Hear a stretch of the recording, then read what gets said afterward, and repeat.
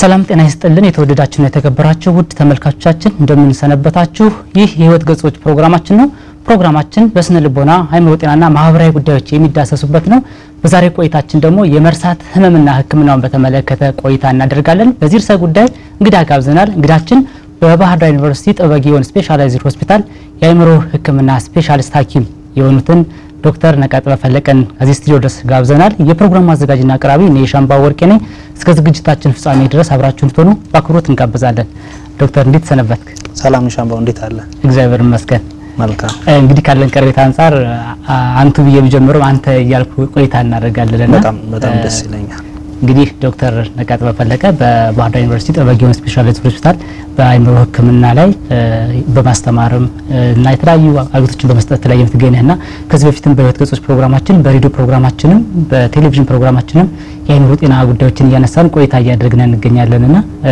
ዛሬ እዚህ ድረስ ስለመጣህ በድጋሚ እጅግ አድርገን እናመሰግናለን ምናነሳው ደግሞ የአእምሮ ስራዎች መካከል ትልቅ ጉዳይ ሆነውን አንዱን ከትውስታ መካከል ትውስታ ማጣትን ወይ መርሳትን መሰረት አድርገን ነው እናነሳና እንደው ብዙ ጊዜ ሰው የረሳው ተቸግር ያለው ይላልና በእያንዳንዱ ቀን ተግባር ላይ እንደው ማረጃው መሰለ የረሳው ነው ይላልና ግን ዛሬኛ ደግሞ የምንመለከተው ህመም የሆነው ደረጃ ላይ ደረሰው ነውና እንደው በዚህ በሞያ አጠራር በኋላ አንተም ታነሳልናለና ከዚህ ዲሜንሻ እየተባለ የሚጠራውን እሱን እናነሳለን እንደው ምንድነው ህክምናው መሆን ያለበት መከላከል ሲገባል እንዴት መከላከል የሚገባል ምልክቱንስ ምንድነው የሚለውን ሰፋ አድርገን ውይይት እናደርጋለን እንግዲህ ተመልካቾቻችን ዛሬ በቆይታችን በኋላ እናንተም ሐሳብ አስተያየት መስጠት ይቻላችሁ ጥያቄ ማንሳትም ይቻላችሁ በ058 320 81 28 ላይ በመደወል በእናንተው ርዕሰ ጉዳይ ላይ ጥያቄ ካላችሁ በኋላ ሐሳባችሁን ማቀበል ይቻላችሁ ዛሬ ግን የምናነሳው መርሳት ላይ ያለውን ህመም ጭምር ነው ከዛም ባለፈ ግን በህይወታችን ላይ የሚያጋጥሙን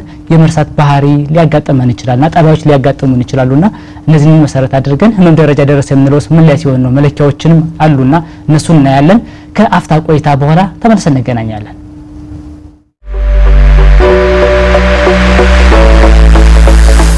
የህይወት ገጾች በስነ ልቦናና አእምሮ ጤና ባለሙያዎች የተዘጋጀ ወደ እናንተ የሚደርስ ሳምንታዊ ቴሌቪዥን ፕሮግራም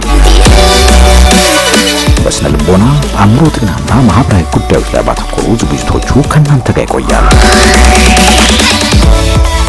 ከፍተኛ ልምድ ያካበቱ ምሁራን ሙያዊ ትንታኔ የሚሰጡበትና ልምዳቸውን የሚያካፍሉበት የህይወት ገጾች ምርትና አገልግሎቱን በማስተዋወቅ በአጋርነት ከኛ ጋር ይስሩ በፕሮግራማችን ታተርፋላችሁ ከኛ ጋር ስለሆናችሁ እናመሰግናለን የህይወት ገጾች ቅዳሜ ከረፋዱ 4 ሰዓት እስከ 5 ሰዓት በቀጥታ ስርጭት በድጋሚ ሐሙስ ከቀኑ 11 ሰዓት እስከ 12 ሰዓት ወደ እናንተ ይደርሳል የሻምቦ ብሮድካስቲንግ እና ሚዲያ ፕሮዳክሽን ከአማራ ሚዲያ ኮርፖሬሽን ጋር በመተባበር የህይወት ገጾች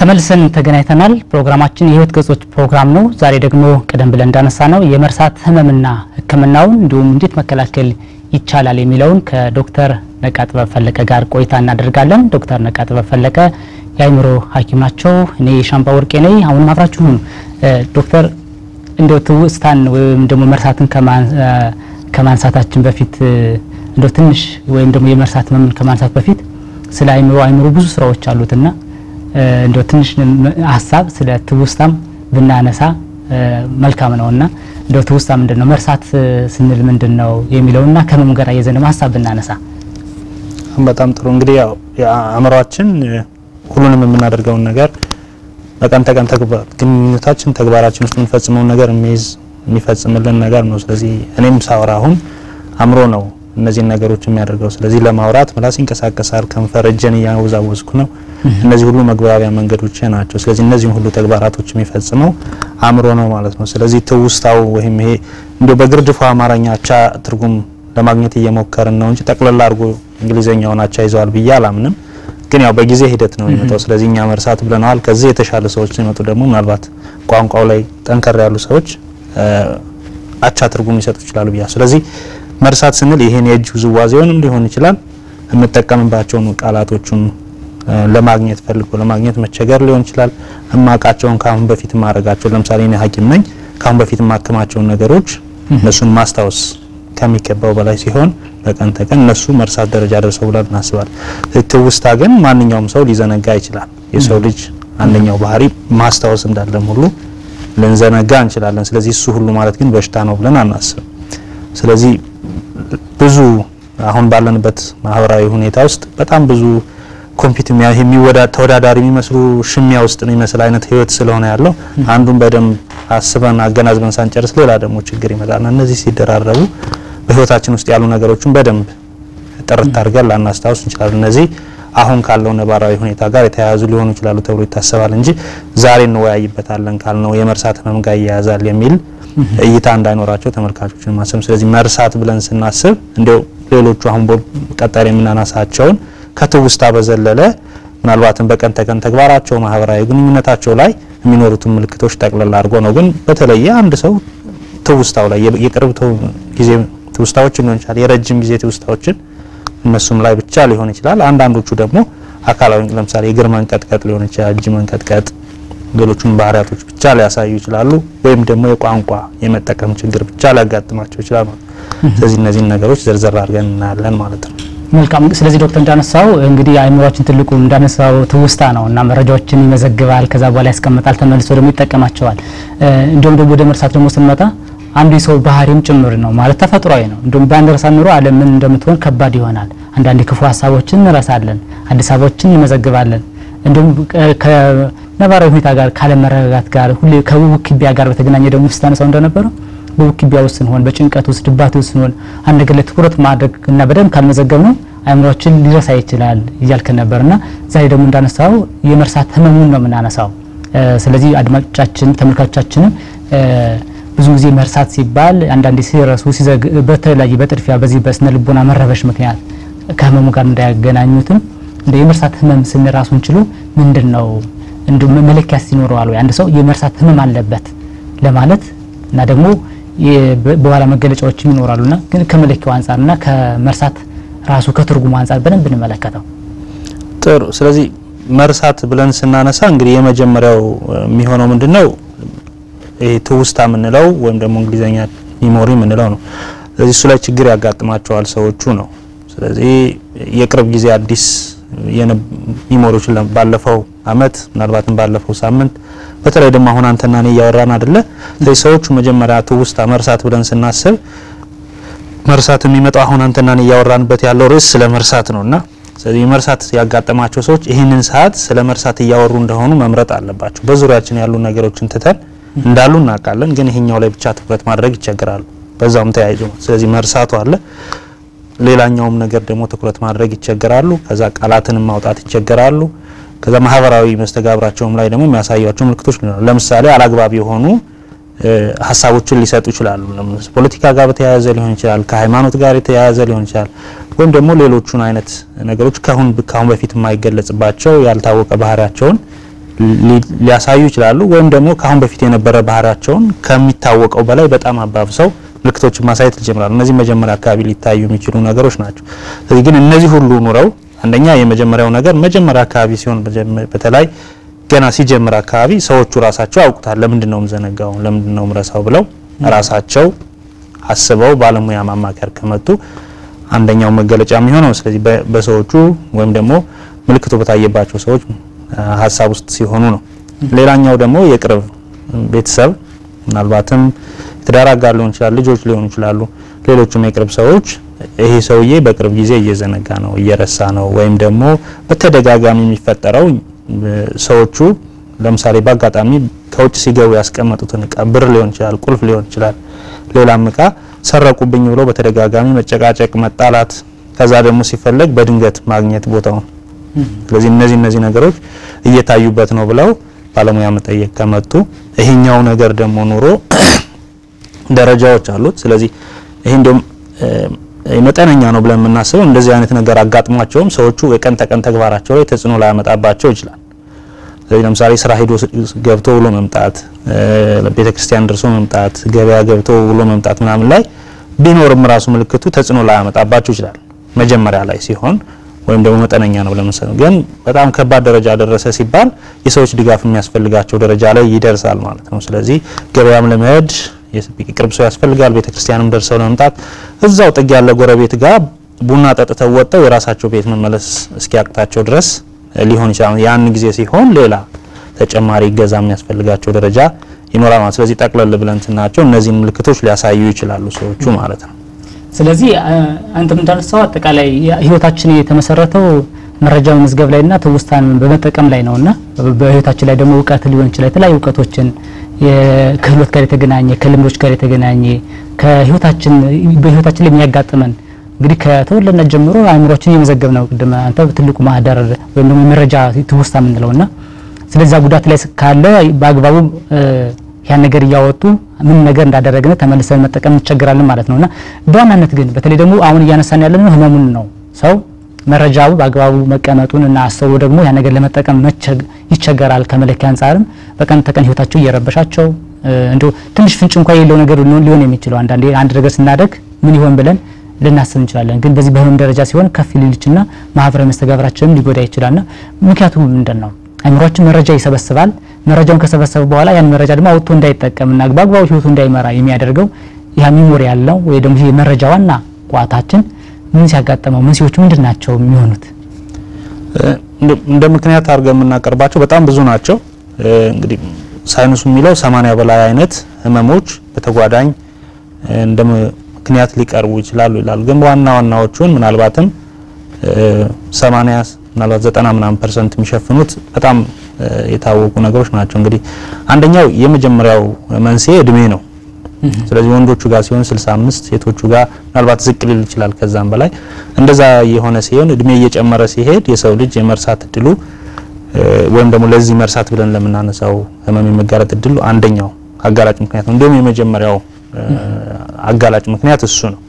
ስለዚህ እድሜ በመጨመሩ ምክንያት ነው የሚሆነው። ከዛ ግን ስንወርድ እድሜን ቢጨምር ሰዎቹ ደግሞ እድሜ ጨምሮም ደና የሚሆኑ ሰዎች አሉ። 80 90 ዓመታቸው ላይ ማስታወስ እንትናቸው ከ60 ዓመቱ ሰውዬ የተሻለ የሚሆኑ ሰዎች ይኖራሉ። ስለዚህ እሱን ግን በተጓዳኝ አጋላጭ የሆኑ ምክንያቶች አብረው ይኖራሉ ማለት ነው። ስለዚህ እኛ በተለምዶ አልዛይመር ብለን የምንጠራው ማህበረሰቡ የሚያውቀው እሱ ላይ ፕሮቲኖች አሉ አእምሮአችን ውስጥ መልእክት ለማስተላለፍ ሌሎቹን የምንጠቀማቸው ፕሮቲኖች አሉ። ከተጠቀምንባቸው በኋላ ስራቸውን ሲጨርሱ ምንድነው የሚያደርገው ሰውነት ክፍላችን ቆራርጦ የሚጠቀምባቸውን የማይጠቀምባቸው እንዲወገዱ ያደርጋል ማለት ነው። ስለዚህ እሱኛው ተጠቅሞ ከጨረሰ በኋላ እነዛን መቆራረጡ በትክክል ሳይቆረጡ ሲቀሩ መወገጃ ሲስተም ስለሌላቸው ይጠራቀማሉ ማለት ነው። ስለዚህ በረጅም ጊዜ ምናልባትም 20 30 ዓመት ውስጥ ሲጠራቀሙ ይቆዩና ወደ መጨረሻ አካባቢ እድሜም 60 65 ሲሆን ከሚችለው በላይ ይሆንና አእምሮ እኛ በእህንን መርሳትን ወይም ደግሞ ትውስታ ላይ ያገለግለን ይችላል ብንል ኒውሮትራንስሚተር የምንለው ወይም ደግሞ ይሄ መረጃን ትውስታን ለማጠናከር የምንጠቀምበት ኬሚካል ነርቫችን ውስጥ የምንጠቀመው ኬሚካል አሴታይል ኮሊን የምንለው አለ። ስለዚህ እሱ ላይ እሱን መመረት ላይ በጣም ከፍተኛ ተጽዕኖ ያመጣበታል። ስለዚህ እሱ እየቀነሰ የእሱን የሚያመርቱ ሴሎች እነሱ ህዋሳቶች እየቀነሱ ይሄዱና በጣም ይጎዳሉ። ስለዚህ ያኛው አሴታይል ኮሊኑ የለም። ስለዚህ ሚሞሪ አጠራቀም አይቻልም። አሁንም አዲስ ነገርም ለመማር እሱኛው ስለሌለ ይጎዳል ማለት ነው። ሌሎቹም በተጓዳኝ እሱ ይኖራቸዋል። ሌላኛው እንደ መንስኤ ልንጠቀምባቸው የምንችለው ግፊት ያለባቸው ሰዎች ትንሽ ጥቃቅን የሆኑ አእምሮአችን ውስጥ ያሉ ትልልቆቹ ሲሆን በተለምዶ የምናውቀው ስትሮክ እየተባለ ሰውነት አንደኛው ክፍል ሰንፎ ወይም ደግሞ እጅ ብቻ ወይም ደግሞ ፊት ላይ ብቻ ምናምን እየሆኑ ይመጣሉ ሰዎች ስትሮክ ብለን በመናስብ ይሄኛው ጋር በሚሆንበት ግን በጣም ጥቃቅን የደም ቧንቧዎቹ ይዘጋሉ ማለት ነው። ስለዚህ ግፊት በሚኖርበት ጊዜ ለረጅም ጊዜ ሳይታከም በሚቆይበት ጊዜ እነዛ ጥቃቅኖቹ ሲዘጉ ይቆዩና ይሄኛውን ትውስታን ማጠናከር የምንችልበት መንገድ እየተዳከመ ይመጣና መጨረሻ ላይ ትውስታን በደንብ ማጠናከር አይችሉም ሰዎቹ ማለት ነው። ስለዚህ አንደኛው ግፊት ሊሆን ይችላል። ግፊት በመኖሩ ደግሞ ጥቃቅን የደም ሴሎች መዘጋታቸው ማለት ነው። ሌላ ተጓዳኝ እንግዲህ ማህበረሰባችን በጣም የተለመደው ነገር አልኮል ነው። አልኮል ደግሞ ከልክ በላይ በሚጠጡበት ጊዜ ሰዎቹ አእምሮ የአንጎል ክፍላችን እንዲኮማተር እንዲሸበሸብ ያደርገዋል ማለት ነው። ስለዚህ እሱም ደግሞ ሴሎቹን ስለሚጎዳቸው እነዚህ ትውስታ የምንጠቀምባቸውን ህዋሳቶቻችን ስለሚጎዳቸው አልኮል ለረጅም ጊዜ ከፍተኛ ሁኔታ የሚጠቀሙ ሰዎች እንደውም ደግሞ አሁን እንዳልነው ለረጅም ጊዜ 20 ዓመቱ ላይ ጀምሮ ከፍተኛ አልኮል የሚጠጣ ሰው ቅድም እንዳወራነው 60 65 ዓመቱ ላይ ሁሉ ላይደርስ ይችላል። ከዛ በፊት ቀድሞ የመርሳት ህመም ምልክቶቹ ሊታዩበት ይችላሉ ማለት ነው።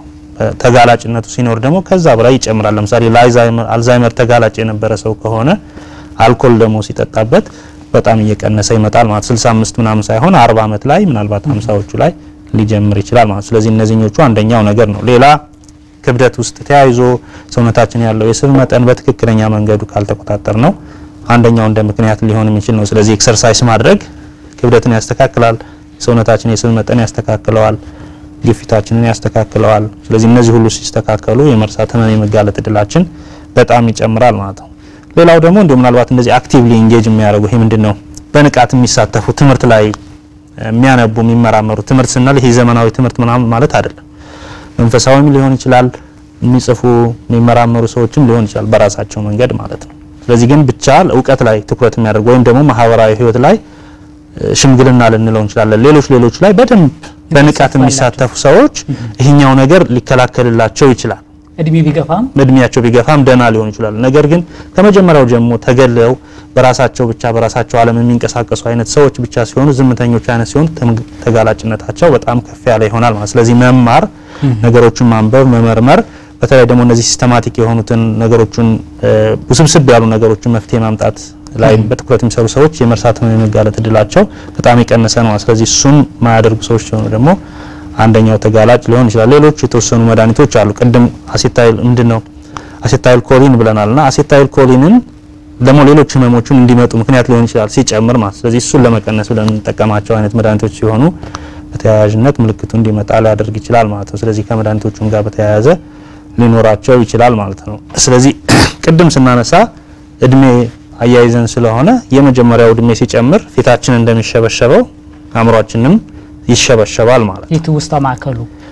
የትውስታ ማዕከሉ ብቻ ሳይሆን ሁሉም የአንጎል ክፍላችን ይሸበሸባል ማለት ነው። ከመሸብሸቡ በተጨማሪ ግን የምናየው የዚህ ሰውዬ የአእምሮ አንጎሉ የተሰበሰበው ከሱ እድሜ ኩያዎቹ ጋር ለምሳሌ የ65 አመት ከሆነ የ65 አመት ሰው ጋር ካለ ነው ምናወዳድረው እንጂ ምናልባትም ከኔ ካንተ ጋር ከተወዳደረ በጣም የቀነሰ ነው የሚሆነው በአንጻራዊነት። ነገር ግን ከነሱ ጋር ስናወዳድረው በጣም የቀነሰ ይሆናል ጠቅላላ ይዘቱም።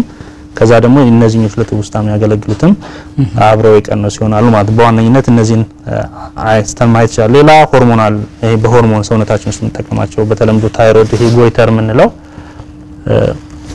ሆርሞን ላይ በጣም የመቀነስ ነገር ሲኖር እሱም ላይ ተያይዞ ሊመጣ ይችላል። ስኳር ያለባቸው ሰዎችም ሊኖርባቸው ይችላል። ስነልቦናዊ ከሆነ ወይም ደግሞ አእምሮአዊ ህመሞች ውስጥ ደግሞ በተደጋጋሚ በጣም ያልታከመ ቢታከምም ራሱ ደግሞ በተደጋጋሚ እየመጣ ሲቸገሩ የነበሩ ድብርት ህመም የነበረባቸው ሰዎች በከፍተኛ ሁኔታ ለመርሳት ህመም እንዲጋለጡ ምክንያት ሊሆን ይችላል። ድብርት በራሱ የመርሳት ህመም ምልክት ይዞ ሊመጣ ይችላል በተለይ እድሜያቸው ገፋ ያሉ ሰዎች ላይ። ስለዚህ እሱኛው በድብርት ህክምና ልናሻሽለው ሊድኑ ይችላሉ ከድብርት ጋር የተያያዘው ከሆነ። ግን በራሱ ድብርት መኖሩ በራሱ ግን የመርሳት ህመም ተጋላጭነትንም ደግሞ ይጨምራል ማለት። ስለዚህ ምክንያቶቹ በጣም ሰፋ ያሉ ናቸው ማለት ነው። ቀደም ብለን እንዳነሳው ዶክተር በተለይ ማህበራዊ መስተጋብራቸው በጣም የተወሰነ ብቻቸው የሚሆኑ ሰዎች ከሰዎች ጋር ማይቀላቀሉ የገባው መረጃም ማያብሰለስሉ ምክንያቱም ራሱ ሚሞሪ የምንለው የትውስታ መረጃው ከተመዘገበ በኋላ መሰልሰል አለበት መውጣት አለበት። አሁን ሰዎች ጋር ስንሆን መረጃውን እናመጣዋለን እናስኬደዋለን። ስለዚህ አእምሮአችን ላይ ንቁ ይሆናል። ምናልባት ከድብርት ጋርም በተገናኘ ድብርት አንዱ መገለጫው የስሜት ዝቅታ መገለል ብቸኝነትም ስለሆነ ከዚህ ጋር ሊገናኝ ይችላል ማለት ነው። ስለዚህ ያ ድብርት ራሱን ይዞ ነው ያነሳ ነው። ስለዚህ ድብርት አንተም ባልከው መንገድ በጣም አሪፍ ሆኖ ይገልጻል። ስለዚህ ዝቅ ማለት ስሜትን መረዳት መቸገር ሱሱ ሲኖራቸው ግን ትምህርት ጋር በተያያዘ የመጀመሪያዎቹ ማለት ከ10 አመት እስከ 15 አመት ጊዜ ያህል ትምህርት ላይ በደንብ ነገሮች መመርመር በመማር ላይ በተለይ ደግሞ ልጅነታቸው ላይ እነዚህ ውስብስብ ያሉ ነገሮችን መፍታት ላይ የተማሩ ሰዎች ለምሳሌ በእኛ ሀገር አስተምሮ ፊዚክስ ማትስ መማር ላይ ያስፈልገው ይችላል። አንድ ሰው ቅኔ ከተማረ ምንድነው ቅኔ መመርመር መጠየቅ ማገናዘብ ይጠይቃል ማለት ሰማዩ ጋር ያሉትን ምድር ላይ ያሉትን መለኮታዊ የሆኑ ነገሮችንም ትመረምርበታለህና ስለዚህ እነዚህ ሰዎች ዝም ብሎ ካለው ማህበረሰብ በተለየ የመርሳት የመጋለጥ እድላቸው በጣም ይቀንሳል። ምክንያቱም ያን የመመርመር ይዘዋል። ስለዚህ ግን እሱ ምክንያቱ ምንድነው ስለተማሩ ነው ስለተመራመሩ ነው ወይስ ደግሞ በጣም ብዙ ሪዘርቭ ስላላቸው ይሄ አይደለ ያለንን ተጠቅመን ስንጨርስ ነው መርሳቱን ምን ጀምረውና እነሱ በጣም ብዙ ትውስታዎች ስለሚኖራቸው ብዙ አማራጮች ስለሚኖራቸው ነገሮችን እየሞሉ እየተጠቀሙ ነው የሚለው ሳይንስ ባይደርስበትም ግን እነዛኞቹ በደንብ የመረመሩ የተመራመሩ ሰዎች የመርሳት እድላቸው በጣም የቀነሰ ነው ተብሎ ይታሰባል ማለት ነው። በጣም ጥሩ ሐሳብ። ውድ ተመልካቾቻችን ዛሬ አንስተን የተወያየን የምንገኘው የመርሳት ህመምን በተመለከተ ነው። እንግዲህ አንስተን የተወያየን ያለነው በዚህ ሐሳብ ላይ ጥያቄ ካላችሁ ጥያቄዎችን ማንሳት ትችላላችሁ፣ መቀበል ትችላላችሁ። በ058 320 81 28 ላይ በመደወል ሐሳባችሁን ልታጋሩ ትችላላችሁ። ምናልባትም በቅርበት የምታውቋቸው ከህመም ደረጃ ነው እንግዲህ የምናነሳውና አንዳንዴ በእያንዳንዱ ሁኔታ ላይ ልንረሳ እንችላለን። ከሱ ባለፈ ግን ህመም ደረጃ የደረሰው ከፍ ያለ የቀን ተቀን ህይወታችን ሁሉ እንድንከውን የማያስችለን ነውና እሱን በተመለከተ ሐሳባችሁን ማንሳት ትችላላችሁ። አሁንም ከኛ ጋር ስናችሁ እጅግ አድርገን እናመሰግናለን። ዶክተር መለኪያም ቀደም ብለን አንስተናልና በተለይ ደግሞ ምልክቶች ደግሞ በደንብ ይገልጹልናል። አንድ ሰው የመርሳት ህመም ላይ ነው አይደለም የሚለውን ደግሞ ከምልክቱ ጋር አያይዘን ምክንያቱም እንግዲህ ትውስታ ስንል የረጅም ጊዜ አለ የአጭር ጊዜም ሊኖር ይችላል፣ ቀጣይ ምን እንመዘግባለን ከዚህ ጋርም ሊገናኝ ስለሚችል እንደው የመርሳት ህመም ስንል ምልክቶቹ በዋናነት ምን ሊሆን ይችላሉ?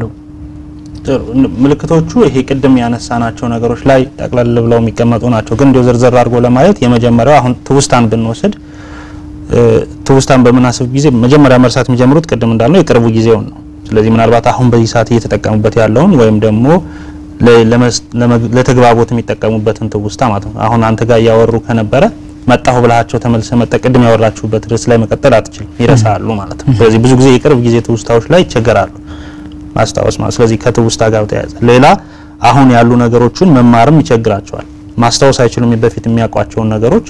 ከዛ ደግሞ አዲስ ነገር መማር አዲስ ልምዶችን መልመድ ምናምን ይቸገራሉ ማለት ነው። ስለዚህ የመጀመሪያው የአሁኑ ልትረሳ የምትችል የበፊቱ ግን ሊኖር ይችላል፣ የቅርብ ጊዜ ነው። ስለዚህ ምንድነው የሚሆነው ቤተሰቦቻቸው እንደ ልጅነቱን እኮ ትዳር ስንመሰረት የነበረው ምናምን በደንብ ጥርት አድርጎ ነው የሚያስታውሰው፣ ምንም አንድ ነገርም አይረሳም።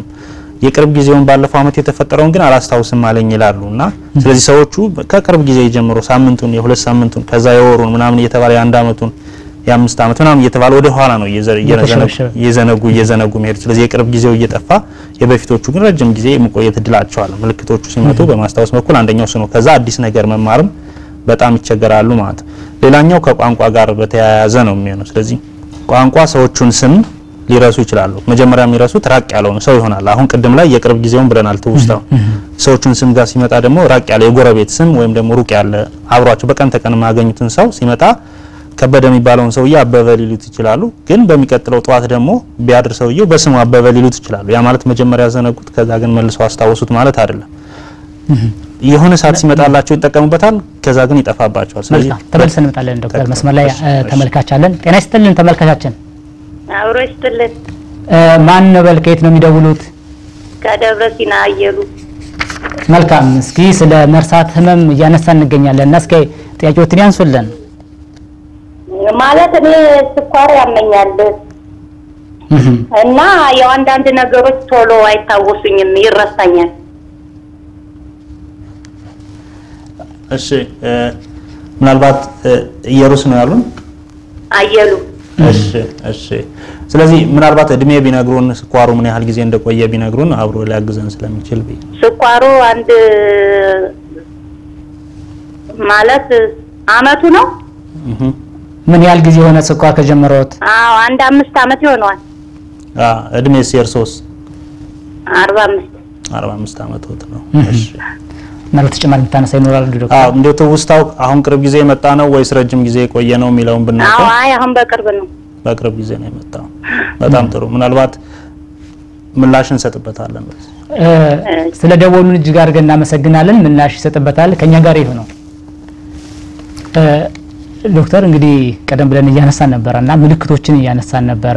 እንግዲህ ምልክቱ የበፊቱን ከመርሳት ያሁኑን እየረሳን የበፊቱን እናሳውስ እንችላለን እያለን ነበር። ከዛም ባለፈ ሁለቱን ልንረሳ እንችላለን። የበፊቱን ያሁኑን እያልከን ነበርና በተለይ ከስም ጋር ማያይዘም ምሳሌዎችን ሰጠህ ነበር። እስኪ እንቀጥል።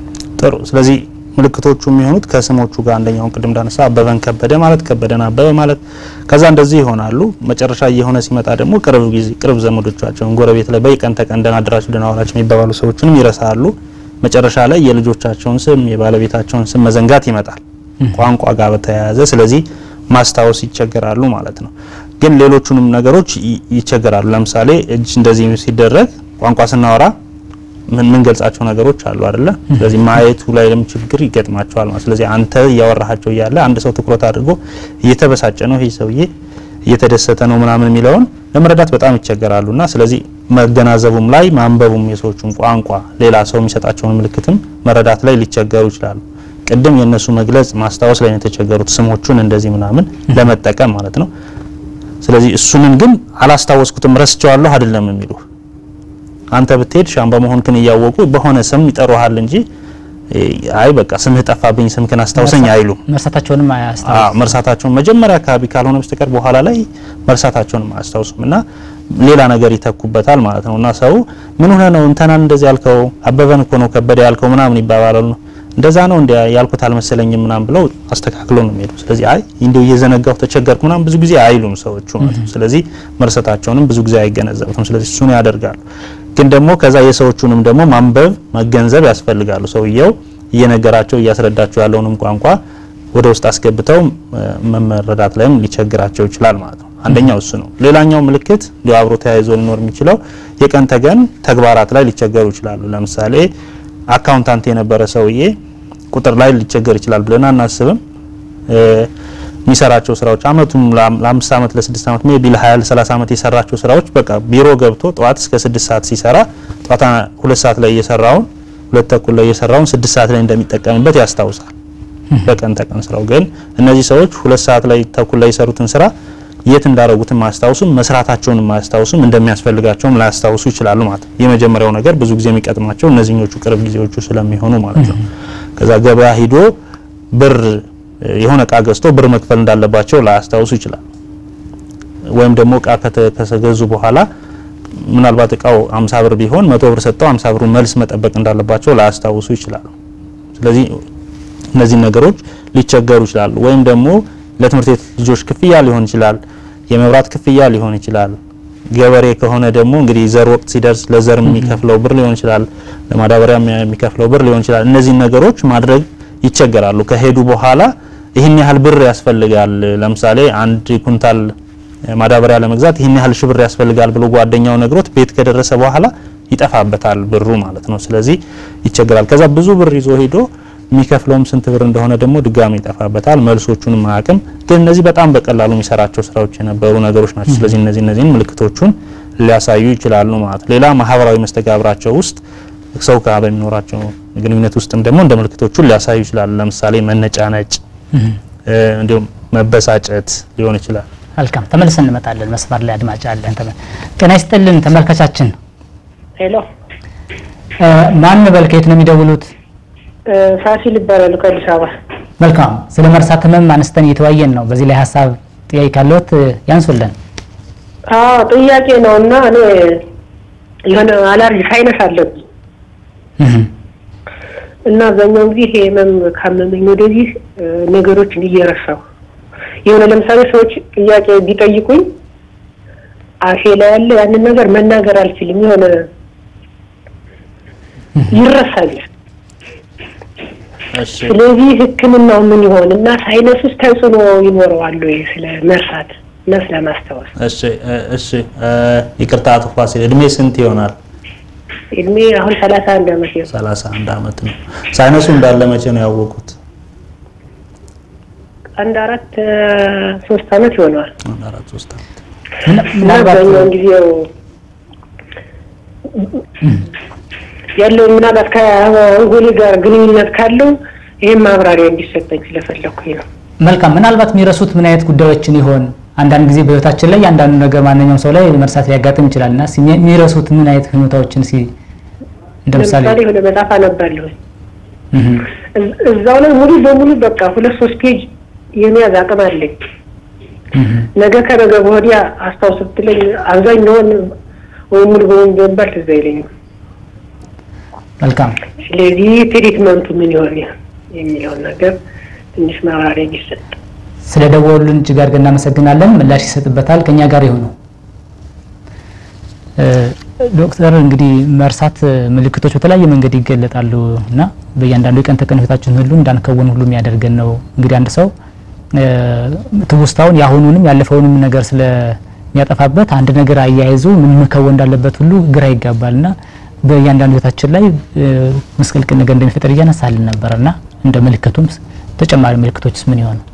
ጥሩ። ስለዚህ መጨረሻ ላይ እንዳነሳ ነው ይሄ ማህበራዊ መስተጋብራቸው ጋር በጣም ይቸገራሉ ማለት ነው ስለዚህ አንደኛው ይሄ አስተሳሰባቸው ላይ ስለሚሆን ቶሎ ሊበሳጩ ይችላሉ ቁጡ ይሆናሉ ከሰዎቹ ጋር በሚኖራቸው መስተጋብር ወይም ደግሞ ይሄ ከሰው ጋር ለምሳሌ ቤተክርስቲያን ቁጭ ብለው የማይነገሩ ነገሮችን ለሽምግልና ተቀምጠው የማይባሉ ነገሮችን መናገር ይጀምራሉ ማለት ነው ማለት ይጀምራሉ ስለዚህ ሰው በዚህ የተነሳ ሊያገላቸውም ይችላል ስለዚህ ግን እነሱ ግን እንደዛ ማድረጋቸው ልክ እንዳልሆነ አግባብ እንዳልሆነ አይገነዘቡትም ስለዚህ ከእምነት አንፃር የሚባሉት ነገሮች ከእምነት አንፃር ከማህበረሰብ ይሄ እንደኔ ማህበረሰቡ ባህል አይደለም እንደዚህ በዚህ ቦታ አይነገርም አይባልም የሚባሉ ነገሮችን ሁሉ መናገር ሊጀምሩ ይችላሉ ስለዚህ እሱንም ሁሉ ማሳየት ይችላል በዚህ የተነሳ ማህበራዊ መስተጋብራቸውም ይቀንሳል ማለት ነው ስለዚህ ከቤተሰቦቻቸውም ጋር ያላቸው ግንኙነት ሊቀንስ ይችላል ለምሳሌ በተደጋጋሚ ሰረቃችሁብኝ ወሰዳችሁብኝ ምናምን ስለሚሉ ከቤተሰብ ጋር ሰጣ ገባ ውስጥ ጭቅጭቅ ውስጥ ምናምን ይጀምራል ስለዚህ እሱ ነገር ግን ስራ ቦታ የሚሄዱ ሰው ከሆኑ በዚህም ሊፈጠር ይችላል ማለት ስለዚህ እነዚህ ሁሉ ምልክቶች ሊያሳዩ ይችላሉ ማለት ነው እንግዲህ አይምሮአችን ብዙ ነገሮችን መዘገብ ያልነቀደም ያነሳን ነበር ስለዚህ ዕውቀቶች አሉን እንግዲህ ዕውቀት ደግሞ እያንዳንዱ ህይወታችን ሁሉ እንድንመራ የሚያደርግ አንድ መርህም ጭምር ነውና የተለያዩ ልምዶች ሊኖሩ ይችላል እያንዳንዱ አይምሮአችን የሚመዘግበው ስለዚህ እነዛ ሁሉ ስለሚጠፉ አሁን ላይ የምናደርገው ነገር ከማህበረሰቡ ያፈነገጠው ሁሉ ሊሆን ይችላል ከማህበራዊ መስተጋብራችን ጋር ያልክም ያነሳልን ነው ከስነ ልቦና አንፃርስ ምን አይነት ምልክቶች ይታዩ ይሆን እንዴው ከስነ ልቦናና ይሄ ከአእምሮአዊ ጤና ጋር በተያያዘ የሚታዩ ምልክቶች አንደኛው በጣም መጀመሪያ ላይ የሚኖራቸው ድብርት ህመም ያጋጥማቸዋል እንደ መጀመሪያ መግቢያ ምልክትም ሊሆን ይችላል ስለዚህ ድብርት ምንላቸው እንቅልፍ ማጣት መረበሽ መልካም ውጥረት ውስጥ መሆን ተመልሰን እንመጣለን ጤና ይስጥልን ሄሎ አቤት ጤና ይስጥልን ተመልካቻችን አብሮ ይስጥልን ማን በልከይት ነው የሚደውሉት ማሪ ተጎንደር መልካም ስለ መርሳት ህመም እያነሳን እንገኛለን እስኪ ሐሳቦቱን አጋሩን አይ በመርሳት ምክንያቱ ማለት ነው አሁን ብዙዎች ከዚህ ድምጽ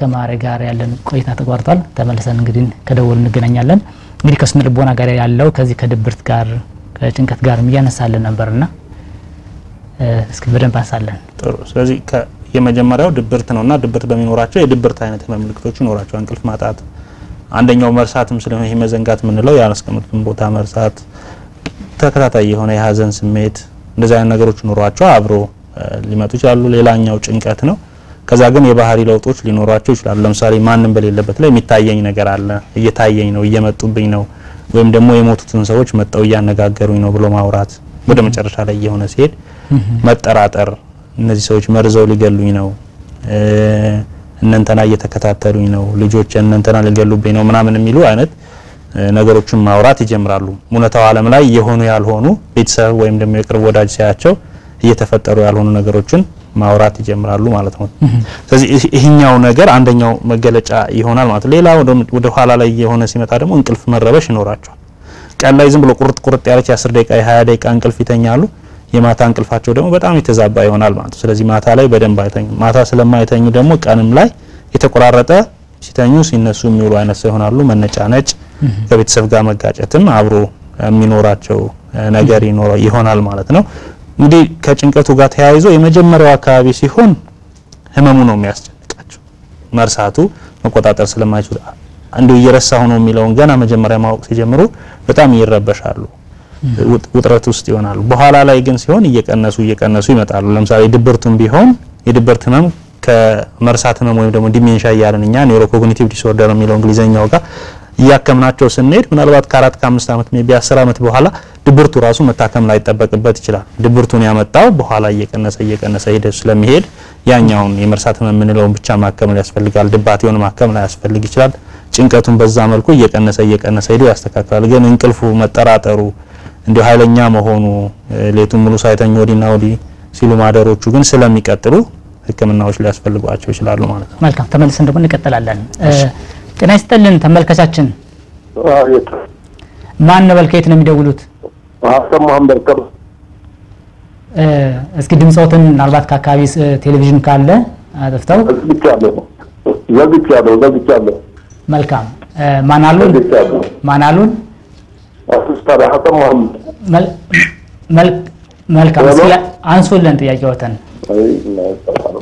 ሄሎ ይሰማናል?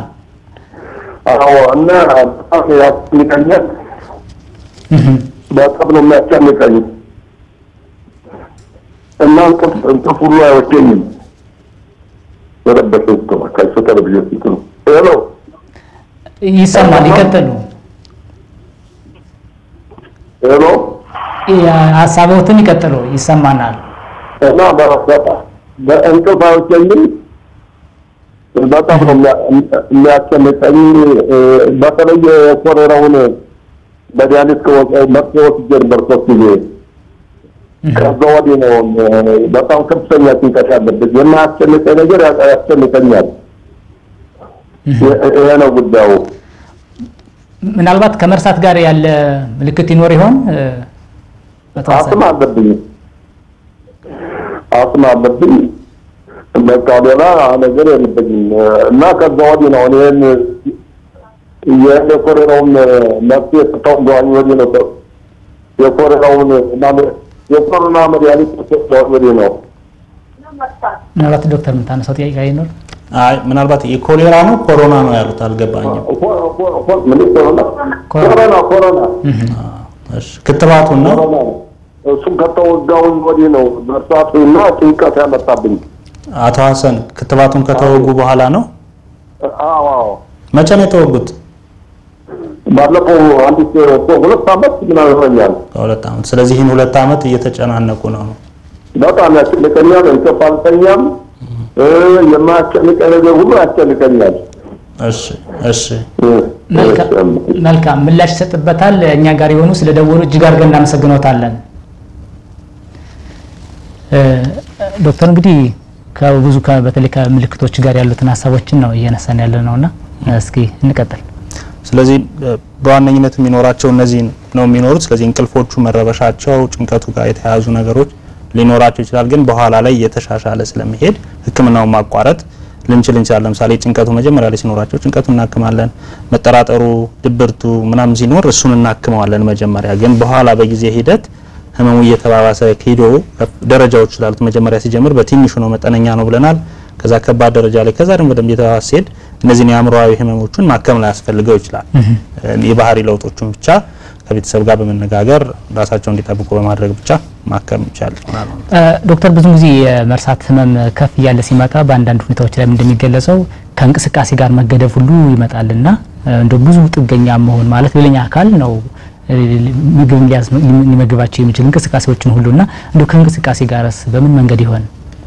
ስለዚህ ቅድም እንዳልነው ነው ይሄ እኛ አሁን መርሳት ብለን አወራ ነው እንጂ ሲኖራቸው ምልክቶቹ እነሱ የአካላዊ እንቅስቃሴዎችን ነው እጅ መንቀጥቀጥ ይኖራቸዋል እግራቸው በፈለጉት መንገድ በደንብ አይታዘዛቸውም የአንጎል ክፍላቸው የመርሳት ይሄ ለትውስታ የሚያገለግለውም ሲቀንስ ለሌሎቹ እንቅስቃሴ አብሮ ይቀንሳልና በዛ የተነሳ ወደ መጨረሻው ላይ እየደረሰ ሲመጣ ሰዎቹ ቤት ውስጥ መዋል ይተበቅባቸዋል ምክንያቱም ወጣው ከሄዱ ሊጠፉብን ይችላሉ አንደኛ ሁለተኛ ግን አካላዊ እንቅስቃሴዎቻቸውም እንደፈለጉ ስለማይሆኑላቸው ቤት ውስጥ ነው የሚውሉት ስለዚህ ሁሉንም ልብስ የሚቀይርላቸውም ሰው ይሆናል አንዳንድ ጊዜ ሽንት ሂደው ሽንታቸውን ደርሰው መጣው ሽንት ቤት ወሰዱኝ ይላሉ 3-4 ጊዜ ሽንት ቤት መሄድ ሊያስፈልጋቸው ይችላል ጧት ቁርስ በልተው ቁርስ በተደጋጋሚ ቁርስ ስጡኝ አልበላሁም እኮ ቁርስ አይቀርብም እንደ ዛሬ ይላሉ ምንም ሳይበሉ ደግሞ ከእንቅልፍ ተነስተው ቁርስ እንብላ ሲባል አሁን በላሁ ይላሉ ስለዚህ እነዚህ ሁሉ ምክንያቶች ስለሚኖርባቸው ቤተሰብ ይሄን ሁሉ እቅድ አውጥቶ ሙሉ በሙሉ ቤተሰብ ላይ ጥገኛ ሊሆኑ ይችላሉ እንደውም እንግዲህ በእኛ በተለምዶ የሚሆነው ምንድነው ስንወለድ ልጅ ነበርን ሲሞትም ልጅ ሆኖ ሞተ የእድሜ ሀብታም ነው ተብሎ ይታሰባል ስለዚህ በተለምዶ እሱን እንደማለት ነው መጨረሻ ደረጃ ላይ ሲደርስ ሰዎቹ ባይነ ምድራቸው መጫወት ምናምን ሊደርሱ ሁሉ ይችላሉ ስለዚህ ጥንቃቄዎቹ መጨረሻ ላይ ለቅርብ ቤተሰብ ከባድ ሊሆኑ ይችላሉ እነሱ ግን ይሄኛው ነገር ወደ መጨረሻ እየደረሰ ሲመጣ ብዙም ማስተዋወሱ ማገናዘቡ ላይ ነው ስለሚችል ለታካሚዎቹ ላይ ረብሻቸው ይችላል ስለዚህ ውስጥ ላይ የገባው ልምድም ክህሎት ዕውቀት ሁሉ ምንለው እንዳንድ ይጠፋና አንድን ተግባር ራስ እንዴት መከወን እንዳለብን ሁሉ ሊጠፋ ይችላል ማለት ነው ሙሉ በሙሉ ሊጠፋባቸው ይችላልና ስለዚህ ሙሉ በሙሉ ከቤተሰብ ጋር ጥገኛ ሆነው መኖር ሊጀምሩ ይችላሉ ማለት ነው መልካም ውድ ተመልካቾቻችን ዛሬ በህይወት ገጾች ፕሮግራማችን የመርሳት ህመምና ህክምናው ነው አንስተን የተወያየን የምንገኘው እናንተም ከኛ ጋር ስለሆናችሁ እጅግ አድርገን እናመሰግናለን ካፍታ ቆይታ በኋላ ተመልሰን እንገናኛለን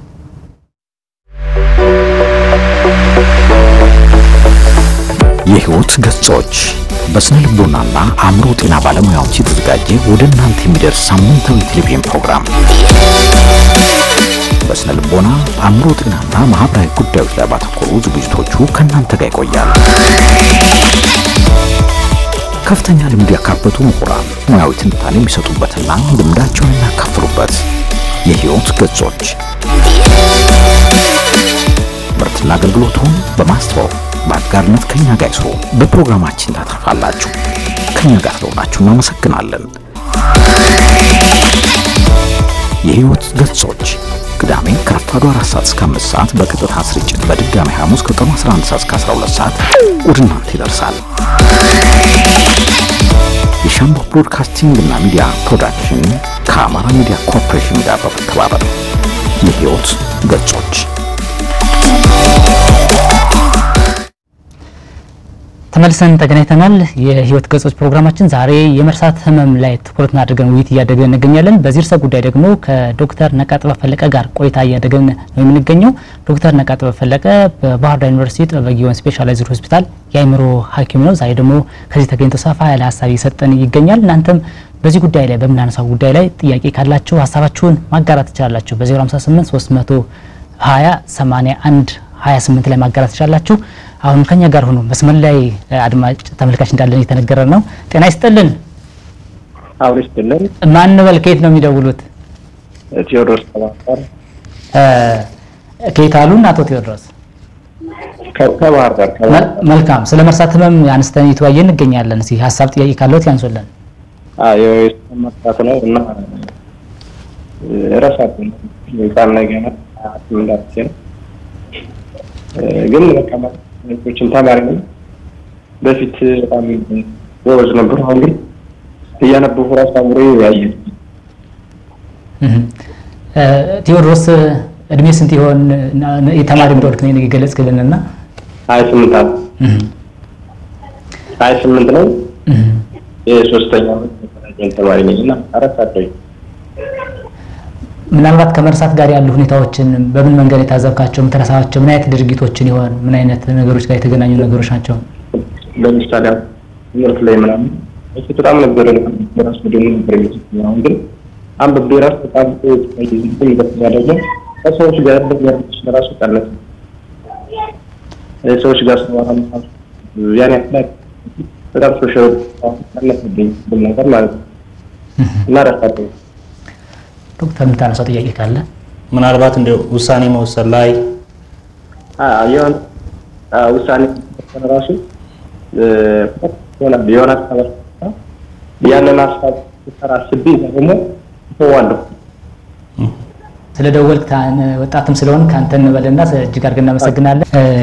እንግዲህ ስለ መርሳት ምልክቶችን እያነሳን የነበረና አሁን ደግሞ ጉዳቱን እስኪ እንመልከተው። እንደውም የዓለም የጤና ድርጅት በተለይ ከዚህ ጋር የተገናኘ እንደ ዓለም አቀፍ ደረጃም በአመት ውስጥ ከ10 ሚሊዮን በላይ የሚሆኑ ሰዎች የመርሳት ህመም ዲሜንሻ የሚባለው እንደሚያጋጥማቸው እንደውም አጠቃላይ ደግሞ 55 ሚሊዮን የሚሆኑ እንዳሉ ያሳያልና በጣም ሰፊ ነውና እንደውም በኢኮኖሚ ሲገለጥ በጣም ሰፊ ጉዳት እንዳለ ያሳያል። 1.3 ትሪሊዮን ዶላር የሚሆን በዚህ በመርሳት ህመም ምክንያት ጉዳት እንደሚያጋጥም ያሳያልና እስኪ እንደ ነባራዊ ሁኔታ እንመልከተውና ከሙያው አንፃር ደግሞ እንደሚያስከትለው ጉዳት ምን ይሆን? ጥሩ።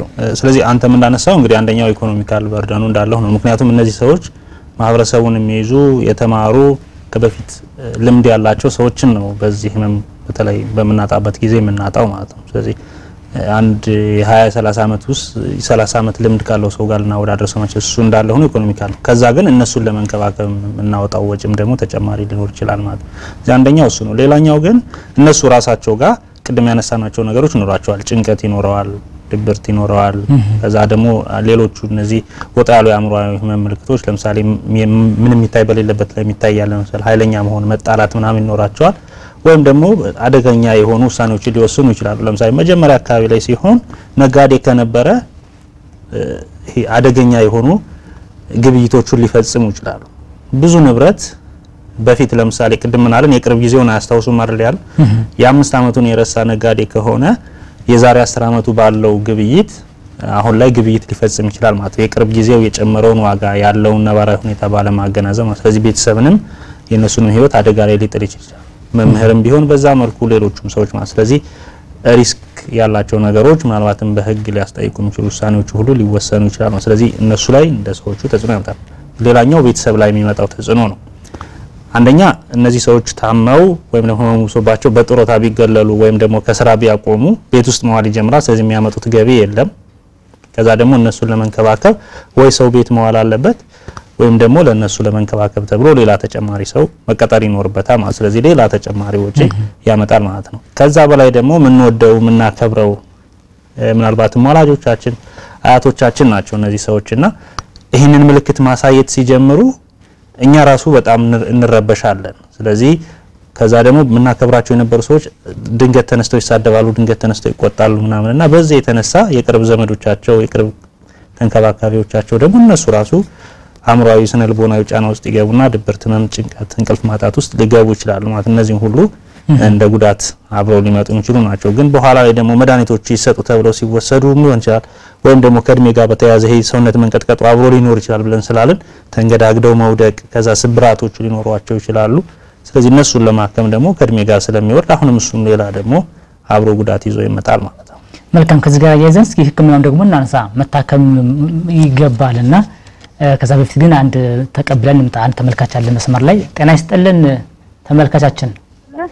ጤና ይስጥልን ማን በል ከየት ነው የሚደውሉት? ከደሴ ነው አልማዝ ይባላል።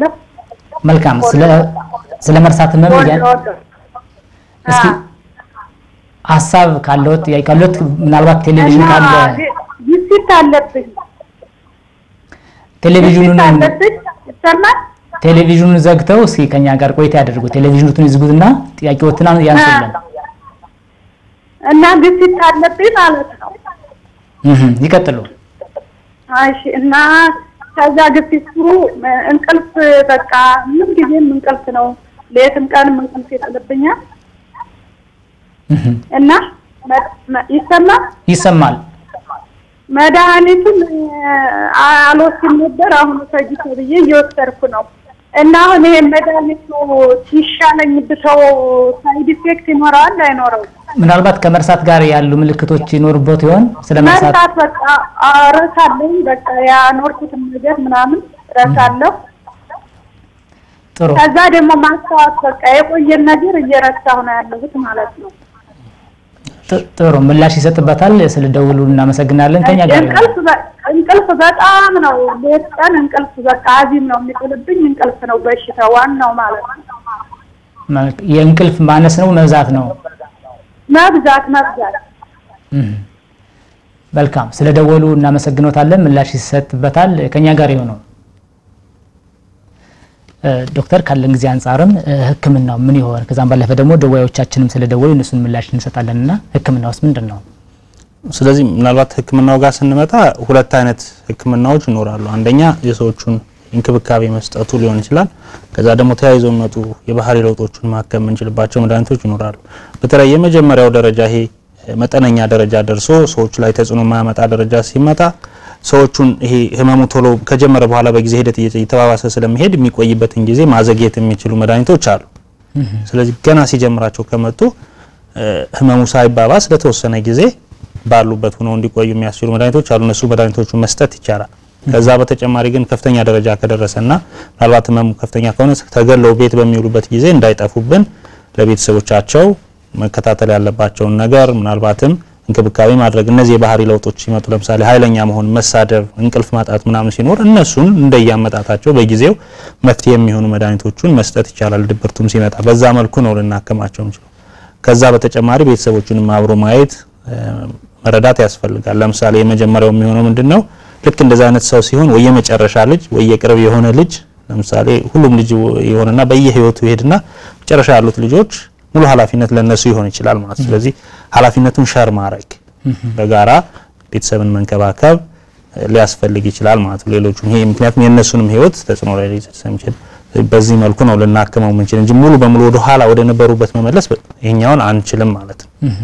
ምናልባት ከዚህ ከድባቴ ጋር የመጣውን በድብርት የመጣውን ከጭንቀት ጋር የመጣውን ደግሞ በስነ ልቦና በመድኃኒት ማከም ይቻላል። ስለዚህ በጣም ጥሩ ነው። አንደኛው ጥያቄያችን ያነሳችው ጥያቄ ስለሆነ በዛው ማለት ለምሳሌ ስኳር ጋር ተያይዞ መጨረሻ ላይ የሚያነሱት ወይዘሮ አልማዝ ያነሱት ጥያቄ አብረን በዚሁ ማየት እንችላለን። መልካም ስለዚህ እነዚህኞቹ አንደኛው ልጅ የባህር ዳር የደወለውም ልጅ ተማሪው ይጨንቀኛል መርሳት አለ ምናምን የሚሉ ነገሮች እንቅልፍ ረበሻለሁ አላስታውስም የሚሉ ነገሮች ናቸው እነዚህኞቹ ነገሮች ከእድሜ አንኳያ ከህመሙ ባህሪ አንፃር ተናስቶ አሁን እያነሳ ነው ያለው ከእድሜ ጋር ከሚመጡት ከፍተኛ ደረጃ መርሳት የደረሰ የማይመለሱ አይነት የመርሳት ህመም ምልክቶች አይመስሉም ስለዚህ ምንድነው የሚሆነው ባለሙያዎቹ ጋር ተነጋግረው ስነ ልቦናዊ ንግግሮች የንግግር ህክምና ብቻ በማድረግ ሊሆን ይችላል መድኃኒቶቹን በመውሰድ ሊሆን ይችላል ይሄኛው ከዚህ ከመርሳቱ እንቅልፍ ከመብዛቱ ከጭንቀቱ መውጣት ይቻላል ስለዚህ ሲዶ ዲሜንሽያ ምንለው ወይም ደግሞ ይሄ ከድብርት ጋር ተያይዞ የሚመጣው የመርሳት ህመም በሚሆንበት ጊዜ ምንድነው ድብርቱን እናየዋለን ሲጀመር ሰዎቹ መርሳታቸውን ያውቃሉ በጣም እየዘነጋሁ ነው ልጅ ማስታወስ አቅቶኛል አሁን አላስታውስም በቃ ተወኝ የሚለው አይነት ነው እንጂ የሚሆን ማስታወሳቸው ለምሳሌ አበበን ከበደ ብሎ መጥራት አይደለም የሚሆነው ስንጠፋብኝ ልጅ ማስታወስ እኮ አሁን በጣም ተቸገርኩ ማለት ይጀምራሉ ሌሎቹም ደግሞ ተያይዘው የድብርት ህመም ምልክቶች ማዘን የመከፋት ምናልባት ሆድ መባስ አንዳንድ ጊዜ በጣም ሲከብድ ደግሞ ራስን ስለመጉዳት ማሰብ እንደዚህ አይነት ነገሮች ይኖራቸዋል ታክመው ደና መሆን ይችላሉ ማለት ነው ስለዚህ ሙሉ በሙሉ ከጭንቀቱም ጋር ያሉ ነገሮች ሲመጡ ታክመው መመለስ ይቻላል ማለት ነው ከደብረ ሲና ይደውሉልን ቴዎድሮስ ከባህር ዳርና ከደሴ ይደውሉልን ከዚህ ከጭንቀቱ ጋር የሚመጣ ምናልባት አሁን ካነሳነው ጋር ላይ ይገናኝ ይችላል ነገር ግን ከዚህ ከጭንቀቱ ከድባቴው ከመራበሹ ሲመጣ ትውስታችን ልናጣ እንችላለን ማለት ትውስታ ስንል የመዘንጋት ነገሮች ሊከሰቱ ይችላሉ ማለት ነው ስለዚህ አብዛኞቹ ጥያቄዎቻችን ዛሬ እንደው ያነሳን ካለነው ርዕስ ጋር የሚሄዱ አይነት የመርሳት ህመም ምልክቶች ናቸው በያላምንም እኔ በርግጥ ያው የማለብ ያለሙያ ረዘም ላለ ጊዜ ታይዞ መታየት ያስፈልጋቸው ይችላል ግን ምልክቶቹ ምንድነው አሁን አንደኛው አደዋይ ስኳር ህመም አለ ስኳር ህመሙ ከተጀመረ 1 አመት ሆኖታል ከዛ መርሳት አለ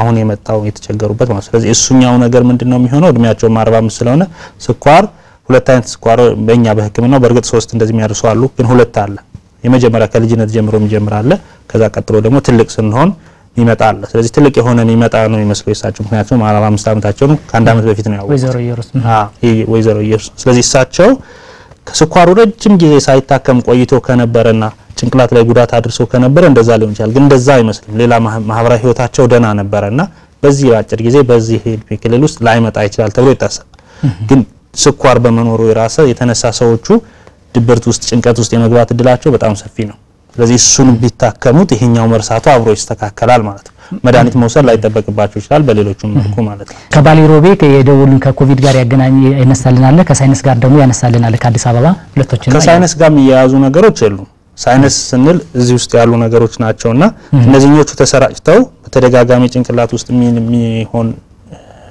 ኢንፌክሽን ካላቸው ወይም ደግሞ ባክቴሪያ ሰውነታቸው ውስጥ ከገባና ይሄ በተለምዶ ሜኒንጃይቲስ ማጅራት ገትር ምንለው አይነት ህመም ይዟቸው ተደጋጋሚ ታክመው ከሆነ መርሳት ጋር ሊያያዝ ይችላል ተያያዙ ስለሆኑ ቅርብ ስለሆነ እሱ ሊያምጣቸው ግን እሳቸው እንደዛ አይነት ነገር ስላላነሱ ከመርሳቱ ጋር ይገናኛል የሚል እምነት የለኝም ራሱን የቻለ የስነ ልቦናዊ ወይም ደግሞ ምናልባት የአእምሮአዊ ህመም ጋር የተያያዘ ነው ብዬ ነው የማስበው ከሳይንሱ ጋር የኮቪዱ ጋር የተያያዘውም ኮቪዱ አካባቢ የጀመረ ስለሆነ ከክትባቱ ጋር ተያያዘ ነው ስለተባለ ምናልባት ያኔ ጀምሮ የመጣ የጭንቀት ህመም ምናልባት የድብርት ህመም የመሆን እድል ያለው ይመስላል እሳቸው ማያስጨንቅ ነገር ያስጨንቀኛል እንቅልፍ ይረብሸኛል ይያሉ ስለነበረ ማለት ነው እንደው በመጨረሻ እንደው ለማንስተዋል ዶክተር ከደስ የደወሉልን በጣም ከፍተኛ የሆነ እንቅልፍ ብዛት ቸገራለሁ ይያሉ ያነሱልን ነበርና አቶ ከማሪም ከጎንደር ምናልባት ተቋረጠ እንጂ እንደ ጥቅል ግን ህክምናውን መሰረት አድርገን መከላከሉን ብናነሳ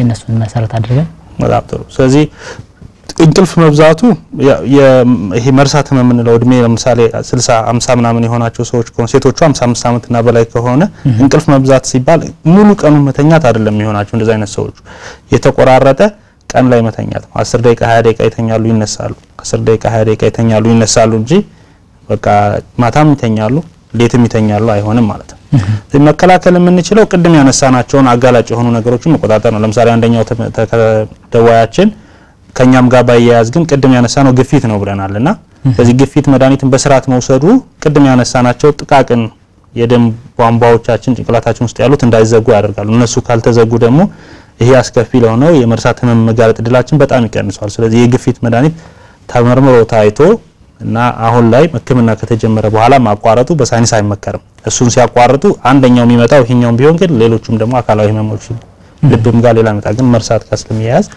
ማቋረጥ ነው ስለዚህ ግፊቱን መቆጣጠር ስኳሩን በስርዓት መቆጣጠር ምናልባትም ደግሞ ሲጀምር መጥቶ መድኃኒቶቹን ጀምሮ ረዘም ላለ ጊዜ ህመሙም ሳይባባስ እንዲቀጥል ማድረግ የተዛቡ ሆርሞን መጠኖች ካሉ ለምሳሌ የጎይተር ተመርምሮ መጠኑ በጣም ወርዶ ከሆነ እሱን ማስተካከል ሌሎች መድኃኒቶች ካሉ የሚወሰዱ መድኃኒቶች ከሐኪም ጋር መክሮ ከዚህ ጋር ያያዛሉ አያዙም ወይ ብሎ ማስተካከል እነዚህን ማድረግ ሊያስመክር ይችላል። ሌላኛው እንግዲህ መከላከል ማንችለው እድሜ ነው። ስለዚህ እድሜያችን 65 ስንደርስ ሁላችንም ወደዛ እየሄድን ስለምንሄድ እድሜያችን ላይ ስንደርስ ግን አጋላጭ የሆኑ ነገሮች ለምሳሌ እንቅስቃሴ ማድረግ በተቻለ መጠን ውፍረትን መቀነስ እነዚህን ማድረግ እንደ መከላከያ ቀድመን ለመቆጣጠር ልናደርጋቸው እንችላለን። ግን ሙሉ በሙሉ ይህን ብናደርግ መርሳት አይዘንም ብለን የምናስቀምጠው ነገር አይሆንም ማለት ነው።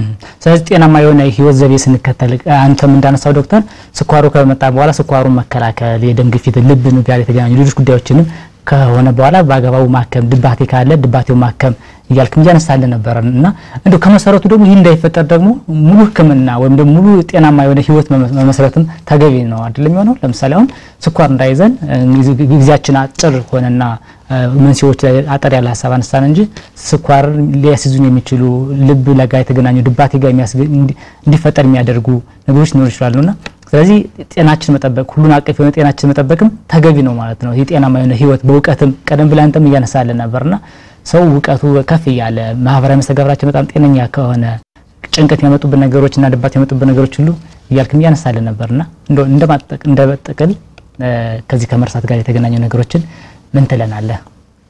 ስለዚህ ከመርሳት ጋር የተያያዙት ነገሮች በተለይ ከእድሜ ጋር የተያያዘውን መከላከል ባንችልም ግን አጋላጭ ምክንያቶችን መቀነስ ይቻላል። ግፊትን፣ ስኳርን እንደዚህ ጤናማ የሆነ ህይወት መኖር ስንጀምር የተሻለ ህይወት እንዲኖረን ማድረግ ይቻላል። የመርሳት የመጋለጥ እድላችንን በጣም የቀነሰ ይሆናል። ስለዚህ ከመጣ በኋላ ከማከሙ ይልቅ ቀድሞ መከላከሉ በተለይ ደግሞ ማንበብ መመርመሩን ራሱኛ ማድረግ የምንችላቸውን ነገር ማድረጉ በጣም የተሻለ ይሆናል ማለት ነው።